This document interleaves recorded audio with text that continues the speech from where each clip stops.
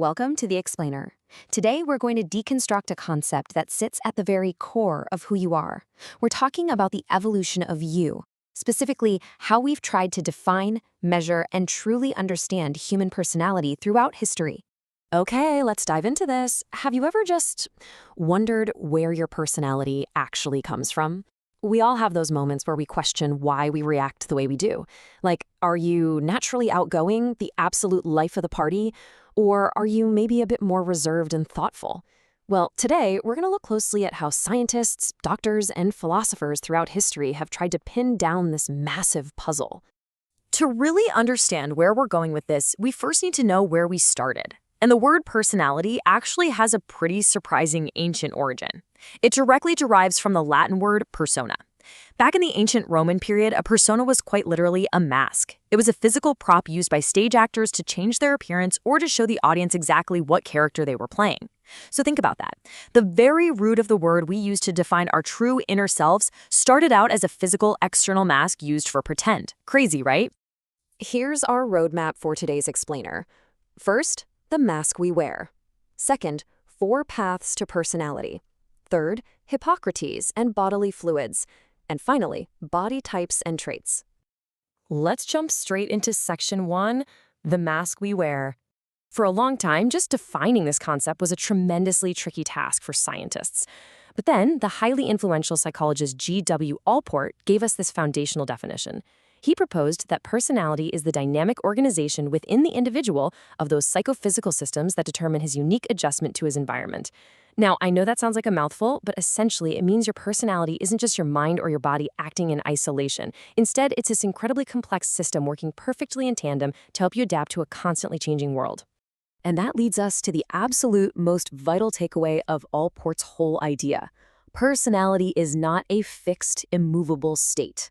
Unlike those rigid, ancient Roman masks carved from wood or stone, your personality is a dynamic totality. It's continuously changing and evolving based on your daily interactions with your environment. You're always reacting, you're always adjusting, and therefore you are always a work in progress. Moving right along to section 2, 4 paths to personality. Historically speaking, psychologists have carved out 4 main overarching paths to study this incredibly complex subject. We've got the type approach, the trait approach, the humanistic approach, and the psychoanalytical approach. Each one of these provides a totally different, distinct framework, almost like a different set of glasses, through which to view human behavior and individuality. So the crucial point for us today is understanding the type approach. That's the exact lens we're zeroing in on for the rest of this explainer. This approach tries to classify personalities into defined types based on specific observable things. We're talking behavioral characteristics, physical structures, and even bodily fluids. Now, it might sound a little out there to us today, but we have to remember this was a major foundational scientific framework for centuries. Which brings us to section 3, Hippocrates and bodily fluids. Now, what's really interesting here is how the ancient Greek physician Hippocrates linked our internal biology directly to our daily moods using 4 distinct fluids. Basically, if blood was your dominant fluid, you were considered sanguine, meaning you were super active and optimistic. On the flip side, an excess of yellow bile made you irritable or choleric. Then, too much phlegm resulted in a phlegmatic, kind of sluggish nature.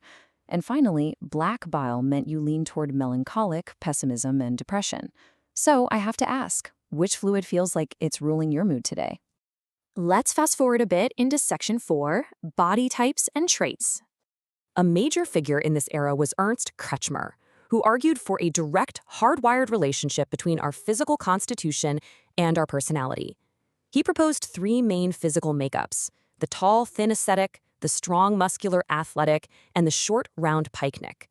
In his view, your literal body shape completely dictated your social traits. Basically, if you were tall and thin, you were naturally an introvert, period. And if you were short and round, well, you were guaranteed to be a highly sociable extrovert. And this brilliantly illustrates the extreme, honestly almost comical dichotomy of these early theories. On one hand, you have the asthenic type, tall, weak, and supposedly doomed by biology to be unsociable, withdrawn, reserved, and overly sensitive. Then on the exact opposite end of the spectrum, you've got the picnic type, short, round, but entirely predictably jolly, fun-loving, hilarious, and easygoing. It is just an incredibly rigid way of categorizing human beings, completely tying a person's inner life and social warmth directly to the physical silhouette of their body. Building heavily on Kretschmer's foundation was another thinker named Sheldon, and Sheldon took this a step further. He firmly believed that the physical structure of the body wasn't just related to personality, it was the primary determinant of your personality characteristics. He essentially argued that biology is destiny. Let's look at the three broad categories Sheldon divided human beings into, and as you'll see, they look incredibly similar to his predecessor's work. First up, Sheldon identified the endomorphic body type, which perfectly aligns with Kretschmer's older picnic type. According to Sheldon, if you possess a round, fat, and soft bodily feature, you are fundamentally wired to be sociable and affectionate. Think about your own circle of friends for a second. Do you know anyone who fits this exact physical description? Well, Sheldon would say their friendliness and affectionate nature is quite literally built right into their physical frame. No exceptions? Let's move on and see how this builds directly into the mesomorphic type, which is the equivalent of the athletic build we saw earlier.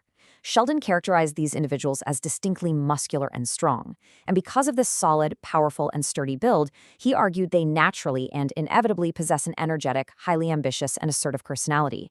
In his mind, the sheer strength of the body directly translates to the assertiveness of the mind. Finally, to complete the sequence, we have the ectomorphic body type, matching up nicely with the older asthenic category. Characterized primarily by a thin and tall bodily feature, Sheldon directly linked the specific, delicate physical structure to a fearful, introverted, and restrained personality. Once again, it's a fascinating, albeit intensely rigid biological box that leaves practically zero room for personal growth or environmental influence. Under this theory, you simply are what your body shape dictates. So, what does this all mean? Well, that brings us to our final provocative thought for today's explainer.